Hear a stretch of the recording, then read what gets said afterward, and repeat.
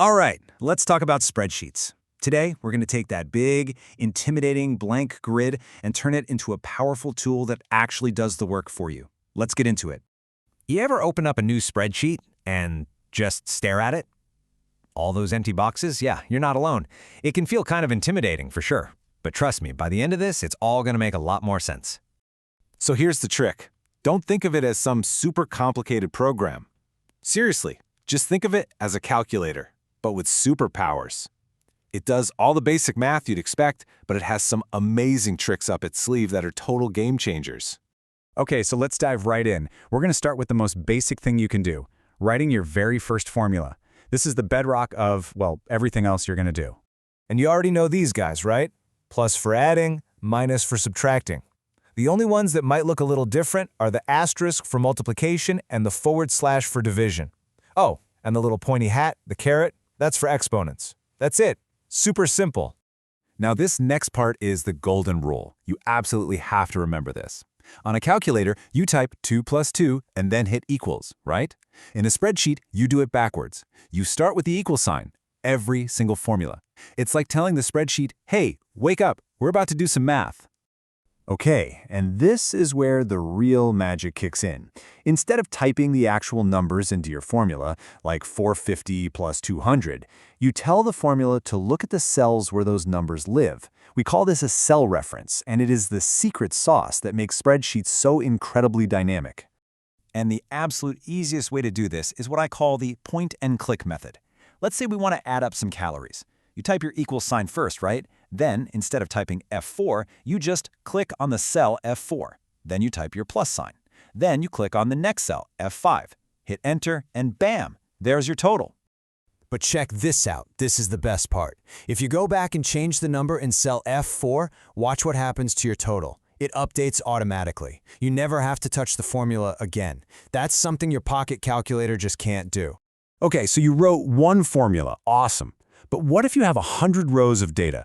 Are you going to write 100 formulas? No way. Now we're going to make the spreadsheet do all the heavy lifting for you. This is where automation comes in. To get this automation thing to work, you just need to know about two kinds of cell references. There's a relative one, that's the normal one, and it's smart. It changes as you copy it. And then there's an absolute one, which is kind of like putting a lock on a cell so it never changes. So, let's say you've got a shopping list with quantities and prices. For the first item, you write one simple formula. Equals. Click on the quantity, type the multiply sign, click on the price. Easy.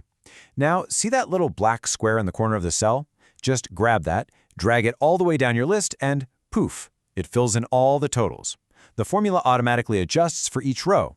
It's so fast, it feels like cheating. But hang on a second. What if we want to calculate sales tax for each of those items, and the tax rate is sitting up top in one single cell? Let's call it E2.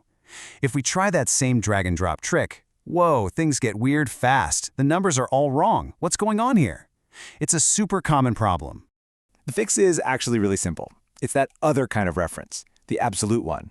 All you do is put dollar signs in front of the column letter and the row number of that tax rate cell. So it looks like $E$2. Those dollar signs basically tell the spreadsheet, hey, when you copy this formula, lock onto this cell. Don't you dare move from it. You do that, drag it down, and it works perfectly every time. All right, if you've got references down, you're ready for the next level. We're talking about the ultimate spreadsheet shortcut, functions. Think of them as prepackaged formulas that do all the hard work for you. Just picture this. You have to add up a giant column of numbers. Are you really going to type equals D3 plus D4 plus D5 and on and on and on? No, that would be a total nightmare. Instead, you use a function. You just type equals sum, open parentheses, select the whole range, close parentheses. Done. Way cleaner, right? And pretty much all functions work the same way. You've got the equal sign, then the function's name, like sum, then inside parentheses, you tell it what to work on. We call that part the argument. And when you see something like D3 colon D12 with a colon in the middle, that's just a cell range. It's just shorthand for grab everything from D3 all the way down to D12. And there are tons of these things. Sum is for adding, obviously. Average does exactly what it says. Count is handy. It just counts how many cells in a range actually have numbers in them. And then you have really cool specific ones, like network days. You can give it 2 dates, and it'll tell you exactly how many workdays, no weekends or holidays were between them. Super useful. Okay, last big idea. Once you start building these things, they can get big and messy. So you've got to stay organized, and the best way to do that is by using multiple sheets. If you look down at the bottom of your screen, you'll see those little tabs. You can hit the plus sign to add a brand new sheet. You can right-click or click the little arrow on any tab to rename it, make a copy of it, or get rid of it, and you can just click and drag them to put them in whatever order you want. So why would you do this? Well, you could have one sheet for your January budget, another for February, another for March. And the best part is, you can set up your January sheet perfectly with all your formulas and formatting, and then just duplicate it for February. All the structure is already there. No need to rebuild it from scratch. So let's just step back and look at what you can do now. You can write your own formulas. You know how to make the spreadsheet do the repetitive work for you using those cell references.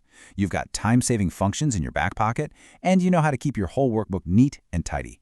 These are your new superpowers. That blank, scary page?